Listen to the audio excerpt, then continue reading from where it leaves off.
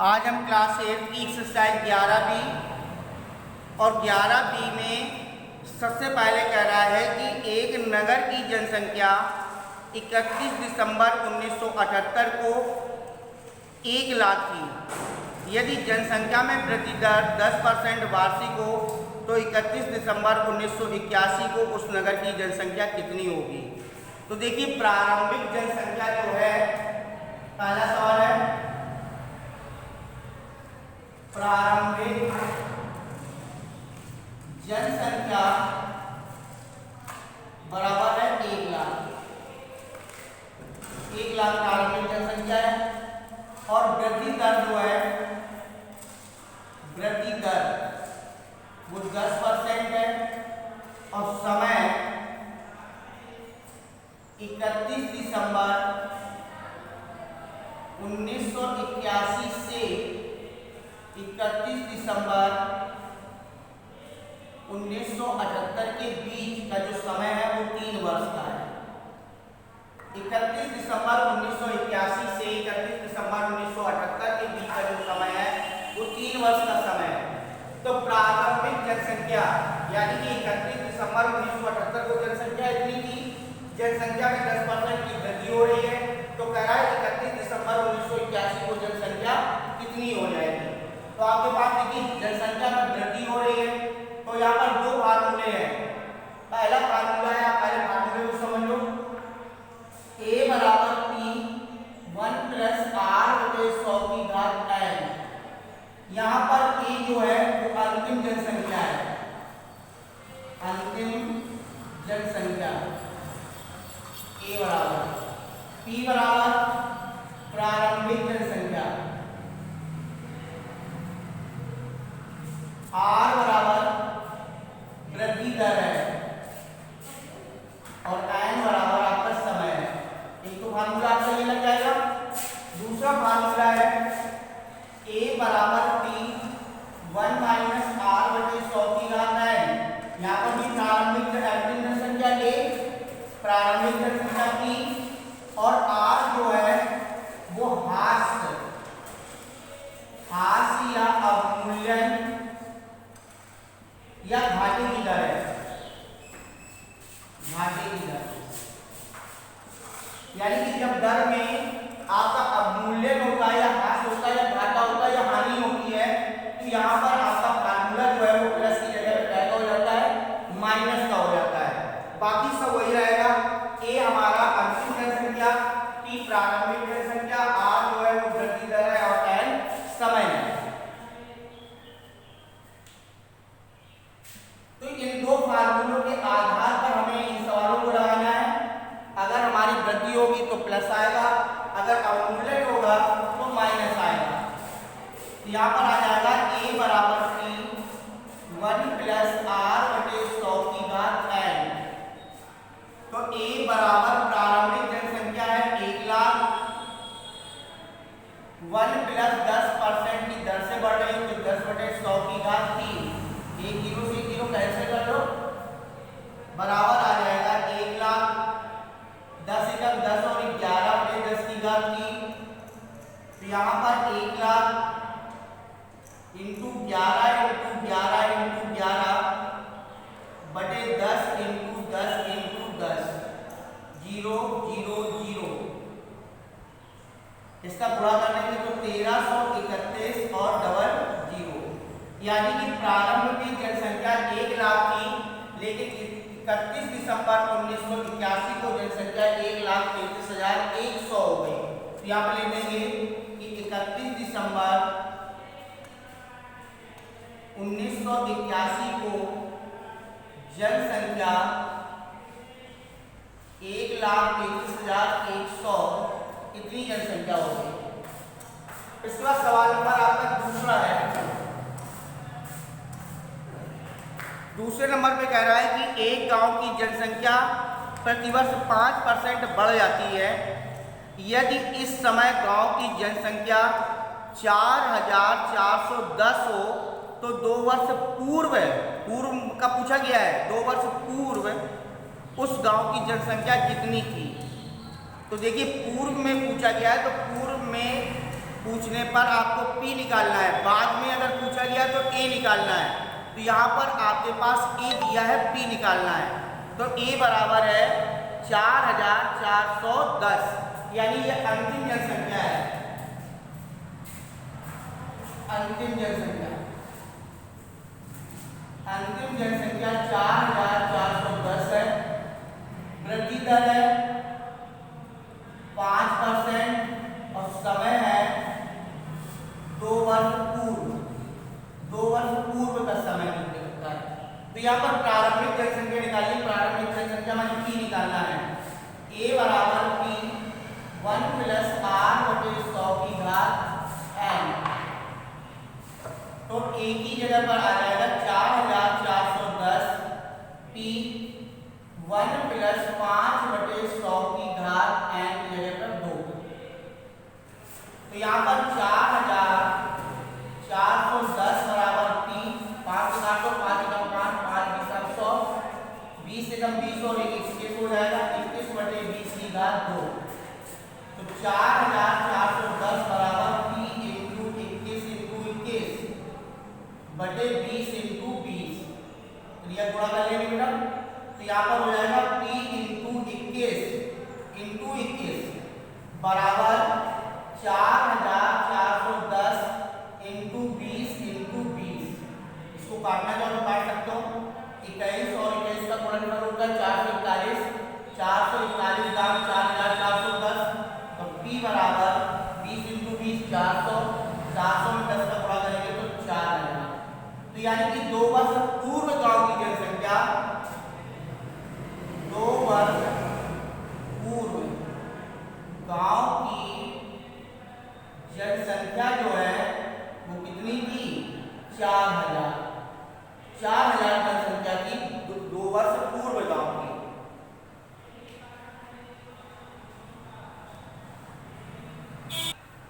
इसके बाद सवाल नंबर 3, किसी क्षेत्र की जनसंख्या 6 से ही 2/5% वृद्धि प्रति वर्ष हो रही है। 3 वर्ष बाद यहाँ की जनसंख्या कितनी होगी? 3 वर्ष बाद की पूछी गई है, तो वहाँ की वर्तमान जनसंख्या ज्ञात कीजिए। वर्तमान जनसंख्या जो है वो 33,750 है। 3 वर्ष बाद की जनसंख्या पूछी गई है, तो यहाँ पर वर्तमान जनसंख्या 33,750, वर्तमान जनसंख्या 33,750, ये आपकी जनसंख्या है।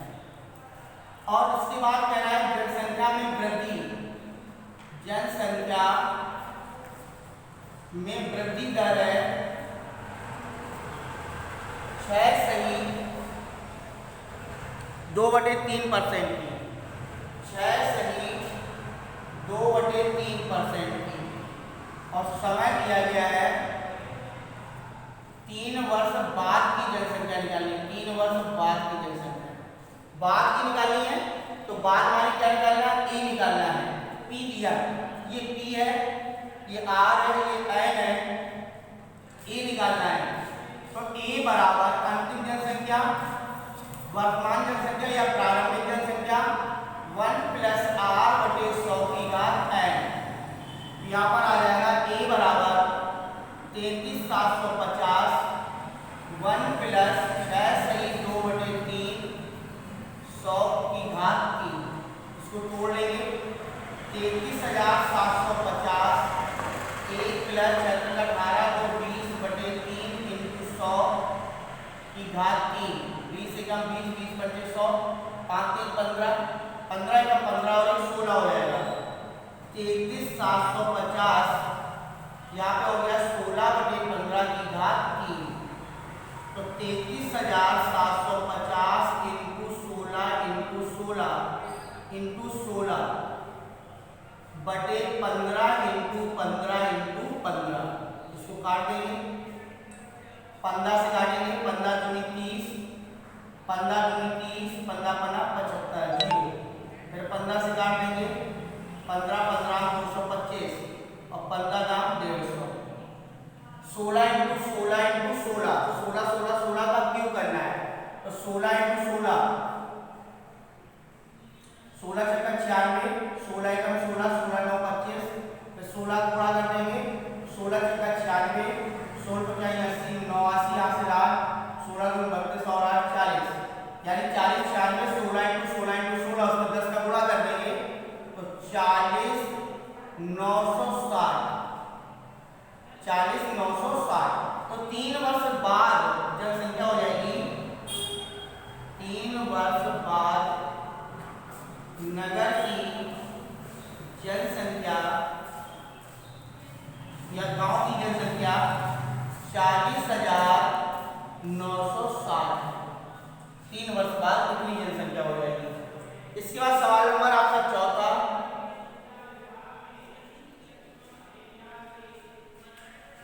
किसी क्षेत्र है, नगर की जगह पे आप क्षेत्र कर सकते हो, किसी क्षेत्र की, तो 3 वर्ष बाद क्षेत्र की जनसंख्या आपकी 40,960 हो जाएगी। सवाल नंबर चौथा, किसी मशीन के मूल्य में 12% की दर से अवमूल्यन हो रहा है। अवमूल्यन मानी घाटा हो रहा है। यदि मशीन का वर्तमान मूल्य 29,040 रुपये हो तो 2 वर्ष पूर्व कितना मूल्य था। तो यहाँ पर अंतिम मूल्य दिया गया है, अंतिम मूल्य 29,040, 29,040 इतने रुपए है अंतिम मूल्य। और आर दर, आर बराबर है 12% अवमूल्यन दर है, अवमूल्यन दर 12% है। और एन बराबर 2 वर्ष पूर्व का मूल्य बताना है, 2 वर्ष पूर्व का मूल्य बताना है उस मशीन का। तो यहाँ पर अंतिम दिया गया है, आर दिया गया है, वो भी अवमूल्यन का है, एन दिया गया है।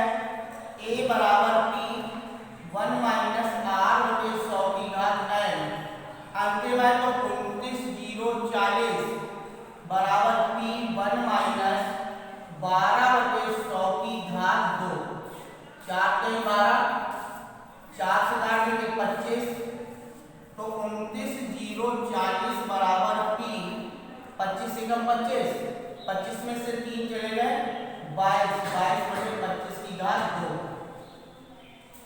29,040 पी इंटू 22 बटे 25 इंटू 25, इनका क्रिया गुणा कर लो तो P इंटू 22 29,040 25 इंटू 25, P बराबर 29,040 25 इंटू 25 बटे 22 इंटू 22, भाग दे दो 22 से कम 22, बचे यहाँ पर 7, 70 हो गए, 22 जाए 66, बचे 4, 22 44 0, 22 छक्का 132 60 बार।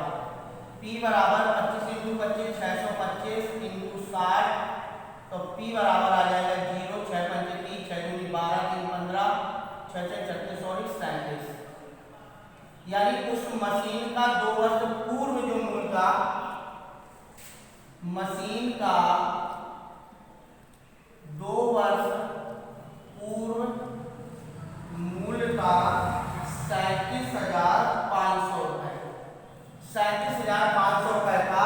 लेकिन 12% की दर से अवमूल्यन होने के बाद 2 वर्ष बाद उसका मूल्य जो है वो 29,040 रुपए रह गया।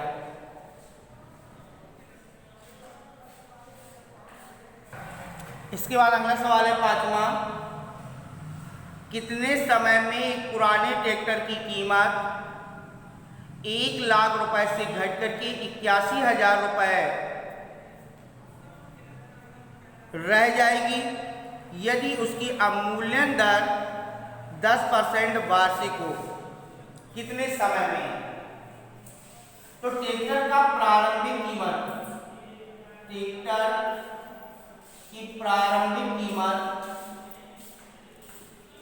प्रारंभिक मूल्य जो है वो आपका 1 लाख रुपए है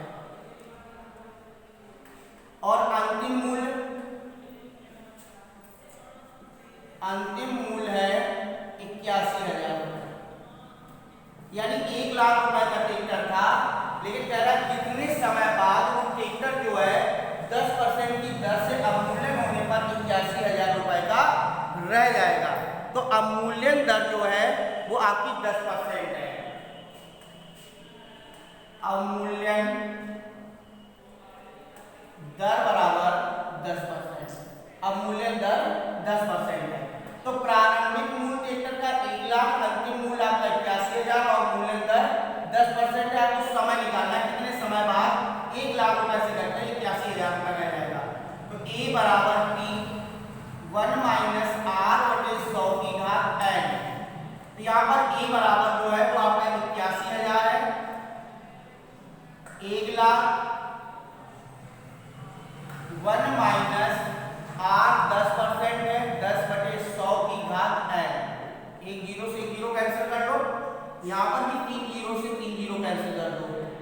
तो ये हो जाएगा 81 बटे 100 बराबर 10 एकम 10, 10 में से गया 9, 9 बटे 10 की घात n। तो ये किसका वर्ग है? 9 का, और ये वाला 10 का वर्ग है। स्क्वायर बराबर 9 बटे 10 की घात n। अब देखिए यहाँ पर आधार आधार बराबर है, तो आधार आधार क्या हो जाएंगे? कैंसिल। तो n बराबर आ जाएगा 2 वर्ष। यानी 2 वर्ष बाद जो ट्रैक्टर है वो 1 लाख रुपए का था, लेकिन 2 वर्ष बाद 10% की दर से जब घटेगा तो वो कितने रुपए का रह जाएगा? 81,000 रुपए का रह जाएगा। तो ट्रैक्टर का प्रारंभिक मूल्य 1 लाख, अंतिम मूल्य 81,000। अब मूल्य की दर जो दे रखी है वो 10% है। तो फार्मूला अवमूल्यन का लगेगा तो A बराबर P 1 माइनस R बटे 100 की घात n।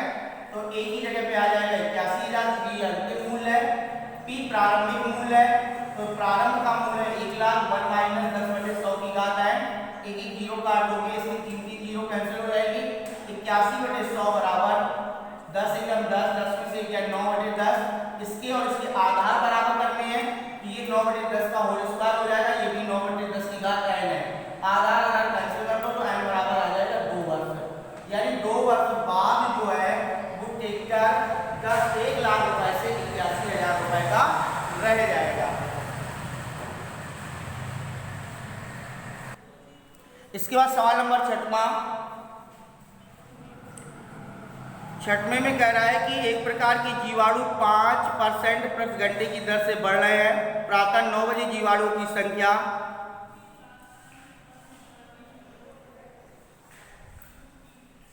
2,50,00,000 रही हो तो 12 बजे मध्याह्न कितने जीवाणु थे? तो यहाँ पर आपकी जो जीरो है वो 6 जीरो, 25 और 6 जीरो है। तो यहाँ पर जीवाणुओं की जो वृद्धि दर है, जीवाणुओं की वृद्धि दर 5% है। समय 12 बजे से 9 बजे तक, यानी 9 से 12 तक, या 9 से 12 कर लो, 9 से 12 बजे तक आपका 3 घंटे हो गया। और वृद्धि दर आपकी दे रखी है 5% प्रति घंटा, 5% प्रति घंटे के हिसाब से बढ़ रहा है। और जीवाणुओं की संख्या, जीवाणुओं की संख्या जो है वो 25 और 6 जीरो, इतने जीवाणु है। तो कह रहा है कि 9 बजे जीवाणुओं की संख्या इतनी है तो 12 बजे जीवाणुओं की संख्या कितनी हो जाएगी? तो यहाँ पर लगा देंगे A बराबर P 1 प्लस R बटे 100 की घात n। A बराबर 25, 6 जीरो, 1 प्लस 5 बटे 100 की घात 3 हो जाएगा। तो A बराबर 25, 6 जीरो, 5 से काट दो, 20 और 21, 21 बटे 20 की घात 3। तो A बराबर 25, 6 इंटू 21 इंटू 21 इंटू 21 बटे 20 इंटू 20 इंटू 20। 1 2 3, 1 2 3, जीरो कैंसिल हो जाएंगे। 21 21 21 का गुणा करोगे तो यहाँ पे आ जाएगा 92, 61 इंटू 25, 3 जीरो बटे 2 दूनी 4 दूनी 8, बाद में भाग देंगे तो 25 से कम 25, 25 छक्का 150, 150 और 2 52 हो जाएंगे, हासिल 15, 25 दूनी 50, 60 65 और 25 नमैया 225 और यहाँ पर 6, 225 और 231, और यहाँ पर 3 जीरो आ जाएंगे, बटे 8 हो जाएगा। 8 का भाग दे दो, 8 एकम 8, 8 दूनी 16, बचे हमारे 7। इसके बाद 8 7 8 64, यानी 71 में 64 चले गए, यहाँ पर भी 7 बचे। 8 नम 72, बचे 3, 8 चौको 32, और यहाँ पर भाग दिया जाएगा, भाग अष्टम बिंदी, और 8 6 48, बचे 2, 8 2 16, 8 5 40। यानी कि 9 बजे जीवाणुओं की संख्या इतनी थी, तो 12 बजे जीवाणुओं की संख्या इतनी हो जाएगी। इतनी जीवाणु 12 बजे हो जाएंगे। 5% की प्रति घंटे की दर से अगर जीवाणु बढ़ते हैं तो